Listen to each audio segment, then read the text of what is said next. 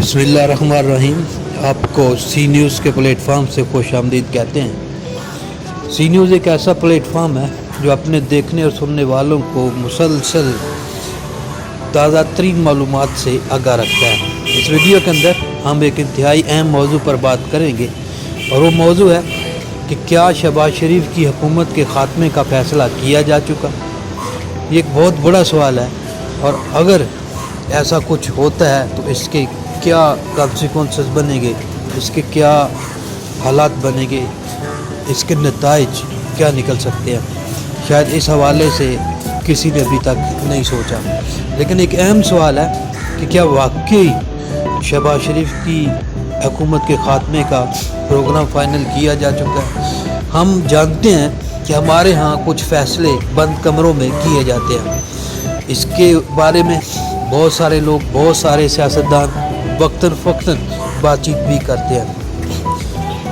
PTI के रहनुमा फवाद चौधरी, इमरान खान खुद और दीगर इस मौजू पर गाए बगाए बात करते दिखाई देते हैं कि अब बंद कमरे के अंदर फैसले नहीं होंगे, लेकिन यहाँ पे ये रवाज ख़त्म नहीं हो पा रहा। इस वक्त शहबाज शरीफ जो कि बराह रास्त अदलिया के साथ सींग फंसा चुके हैं और अब तो कानून बनने जा रहा है, बिल सदर ममलकत की टेबल पर पड़ा है।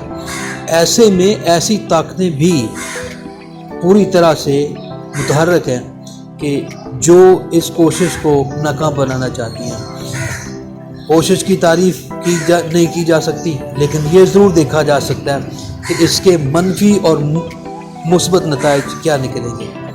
शहबाज शरीफ तकरीबन 1 साल तक हुकूमत कर चुके हैं, लेकिन अब तक वो अपनी कारकर्दगी दिखाने में बुरी तरह से नाकाम रहे हैं। भरपूर कोशिश की उन्होंने, जाने की एक वज़ीर ख़जाना लाए, उसे बदला, मुश्किल फ़ैसले करने की कोशिश की कि शायद इससे हम अपने मसाइल को हल कर पाएँ। IMF से डील करने की कोशिश की गई, लेकिन IMF से डील करने के बजाय मामला मज़ीद बिगड़ गया।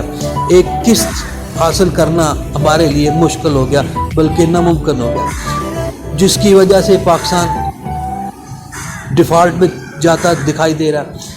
दूसरी तरफ IMF एक से एक कड़ी शर्त सामने रख रहा है।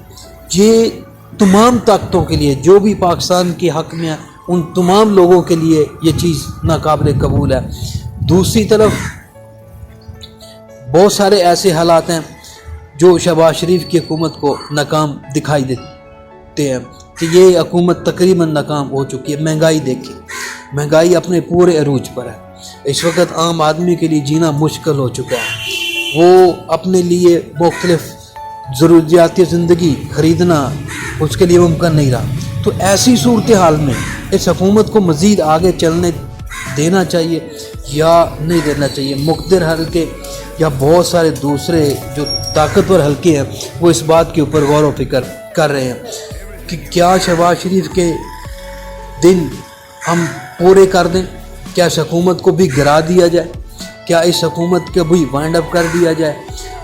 शहबाज शरीफ अभी तक तो डटे हुए दिखाई दे रहे हैं, लेकिन कब तक, क्योंकि उनसे मसाइल हल नहीं हो पा रहे। अदलिया के साथ बराह रास्त जंग और बहुत सारे दीगर मसाइल, इन सारी चीज़ों को सामने रखते हुए ये देखा जा सकता है, ये कहा जा सकता है कि आने वाले दिनों में बहुत सारी चीज़ें सामने आने वाली हैं, बहुत सारे पहलू सामने आने वाले हैं। आने वाले दिनों में ऐसे हालात बनेंगे कि इन शायद पाकिस्तानियों को समझ में नहीं आएगी, क्योंकि ये ऐसा मुल्क है जहाँ पे हालात बदलने में या हालात तरतीब देने में देर नहीं लगती। लोग बड़े आराम से, बड़ी आसानी के साथ यहाँ रजीम चेंज हो जाता है। एक वक्त नवाज शरीफ वज़ीर आज़म थे, लेकिन शाम ढली, सिर्फ एक फ़ैसला उन्होंने लिया, उस वक्त के आर्मी चीफ जनरल मुशर्रफ को उन्होंने हटाया। नतीजा क्या निकला कि जनाब उनकी हुकूमत ख़त्म हो गई। ना हुकूमत सिर्फ ख़त्म नहीं हुई, बल्कि वो जेल में जा पहुँचे, उनके साथी जेल में जा पहुँचे। पूरा ख़ानदान जो था उसे 10 साल के लिए मुल्क से गायब कर दिया गया। इस सारी सूरत हाल से ये अंदाज़ा लगा सकते हैं। इसी तरह जो कुछ जुल्फ़िकार अली भुट्टो के साथ हुआ, वो ईमानी खेज کہ ایک کیس کو بہانہ بنا کے کس طرح سے اس وقت امریکیوں نے بھی کردار ادا کیا اور دوسرے لوگوں نے بھی اپنا کردار ادا کیا. نتیجہ یہ نکلا کہ مقبول ترین رہنما جو تھا وہ اپنی زندگی سے ہی چلا گیا، جس کے چاہنے والے آج ہی موجود ہیں. لیکن اب ایک مرتبہ پھر ایسے حالات ملک میں بن چکے ہیں، بنائے جا رہے ہیں کہ جناب آپ کسی بھی بہانے حکومت کو اٹھا کے پھینک دیں گے. شہباز شریف صاحب ڈیلیور کرنے میں ناکام رہے، اس میں کوئی شک نہیں ہے. کوئی دنیا میں ان کی مدد کرنے کے لیے تیار نہیں ہے. شیخ رشید روز بیان دیتے ہیں کہ پاکستان کو کہیں سے مدد نہیں مل رہی ہے. وزیر خزانہ اسحاق ڈار صاحب ساری صورتحال دیکھ بھی رہے تھے. مفتاح اسماعیل اس کو سنبھالنے کی کوشش کر رہے تھے، مشکل فیصلے لے رہے تھے، لیکن اس کے باوجود نہ جانے کیوں انہوں نے حکومت سنبھالنے کا فیصلہ کیا، انہوں نے وزیر خزانہ بننے کا فیصلہ کیا. مفتاح اسماعیل اور اسحاق ڈار آمنے سامنے آ گئے. اب اس ساری صورتحال کو سنبھالنا مشکل ہو گیا. اس سارے کانسیکوینسز کو، اس کے نتائج کو کون برداشت کر سکے گا، کس طرح برداشت کر سکے گا، کیسے آگے چل سکے گا، یہ ایک مشکل سوال بن گیا. تو اب شہباز شریف صاحب کے لیے شاید اپنا بچاؤ کرنا مشکل ہو جائے. سیاسی طور پر تو پہلے ہی اپنی ساکھ کو نقصان پہنچا چکے ہیں، سیاسی طور پہ تو پہلے ہی نون لیگ کا تقریباً خاتمہ کر چکے ہیں. پچھلے دنوں مریم نواز نے قصور میں جلسہ کیا، کافی بڑا اور کافی اہم کراؤڈ تھا، مگر اس سے یہ نہیں کہا جاتا کہ جناب ہر حلقے میں یا ہر جگہ پہ ان کو کامیابی ملے گی. ایسا دکھائی دیتا نظر نہیں آ رہا.